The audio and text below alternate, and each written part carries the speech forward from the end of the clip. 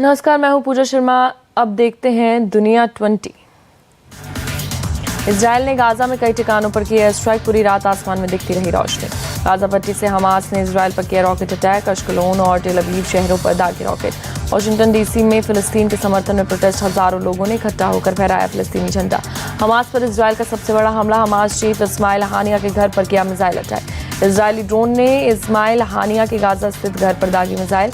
हालांकि हमले के वक्त अपने घर में मौजूद नहीं था इस्माइल। इजराइल के हमले को लेकर हमास का दावा। कहा, हमले में 60 बंधकों की हुई मौत, 23 बॉडी अभी मलबे में दबी। हमास ने भी इजरायली सैनिकों पर किया हमला। गाजा पट्टी में सलाह अल दीन का रास्ता खोलने गए सैनिकों पर मोर्टार और टैंक से किया अटैक। इजरायली फाइटर जेट ने एक बिल्डिंग पर किया हमला। बिल्डिंग की छत पर हमास के आतंकियों का था ठिकाना। इजराइल हमास युद्ध में अब तक फिलिस्तीन के 9,448 लोगों की मौत।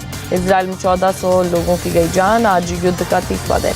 पीएम बेंजामिन नेतन्याहू के घर के बाहर हजारों इजरायलियों ने किया प्रदर्शन। इस्तीफे की मांग की। फ्रांस के पेरिस में हजारों लोगों ने सड़कों पर उतरकर किया प्रदर्शन। गाजा पट्टी पर इजरायली बमबारी रोकने की मांग।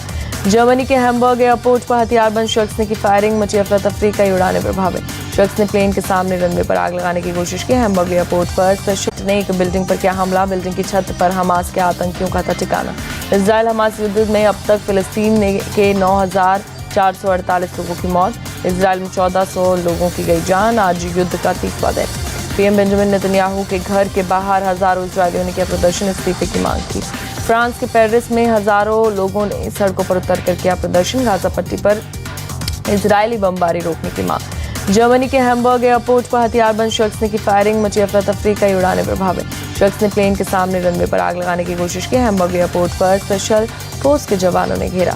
जर्मन पुलिस के मुताबिक यात्रियों को सुरक्षित निकाला गया। स्पेशल फोर्स की फायरिंग करने वाले शख्स से चल रही है बातचीत। कनाडा में भारत के हाई कमिश्नर की ट्रूडो सरकार से मांग। निज्जर की हत्या में भारत का हाथ होने की जारी करे सबूत। विश्व कप में आज भारत और साउथ अफ्रीका का मुकाबला। दोनों के बीच लगातार जारी है top of the table race. विश्व कप में दोनों टीमें सेमीफाइनल के लिए कर चुकी हैं क्वालिफाई। कोलकाता में दोपहर 2 बजे से होगा नंबर 1 और नंबर 2 की लड़ाई। विश्व कप में पाकिस्तान में न्यूजीलैंड को 21 रनों से दी शिकस्त। डकवर्थ लुईस नियम के तहत पाकिस्तान बना विजेता। पाकिस्तान की जीत के साथ सेमीफाइनल में पहुंचने की संभावना बरकरार। 8 मैचों में 8 अंक से साथ 5वें नंबर पर पहुंचा।